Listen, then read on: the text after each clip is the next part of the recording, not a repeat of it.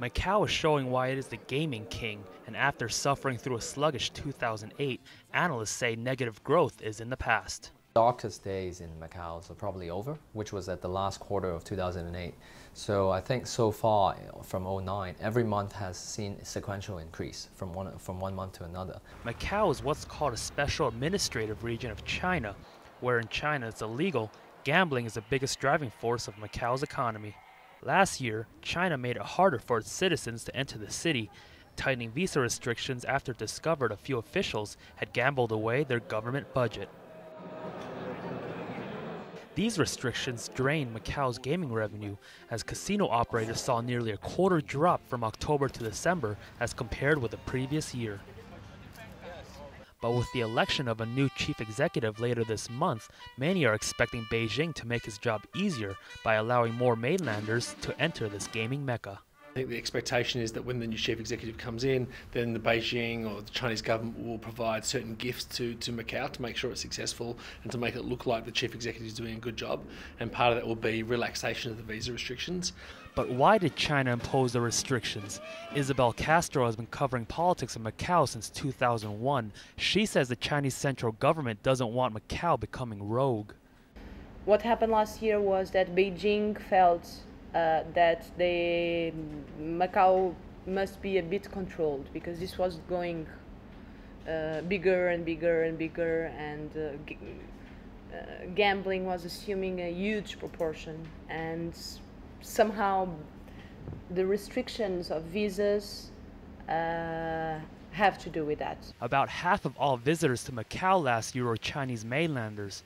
Analysts say eventually mainlanders will make up 3 out of every 4 visitors to Macau, but foreign visitors didn't have to deal with visa restrictions. Their numbers slowed last year because of the souring economy. I guess it restricts you quite a bit. It just means you can't do the things that you would normally want to do in terms of vacation. However, for others, the economy has opened up opportunities to visit.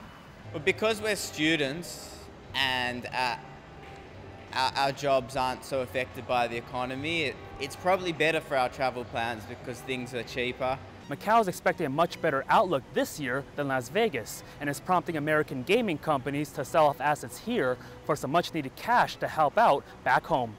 Gaming giants Wynn and Las Vegas Sands, which owns the Venetian, have seen their stocks soar by simply holding off bankruptcy, and their values have gotten an extra boost due to Macau's quick recovery.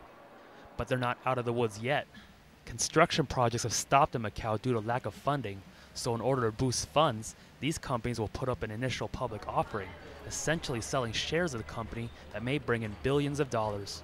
Analysts say the central government would welcome investment in Macau that isn't from the U.S. This time of crisis, they would prefer that some of the wealth coming out from China would be spent internally. Even our local infrastructure, sometimes it's not good enough to cope with all this huge number of visitors that are increasing every year. Fisher also says fixing Macau's roads and bridges are key to the city's future. But for me, the most important point is really what happens on the infrastructure side.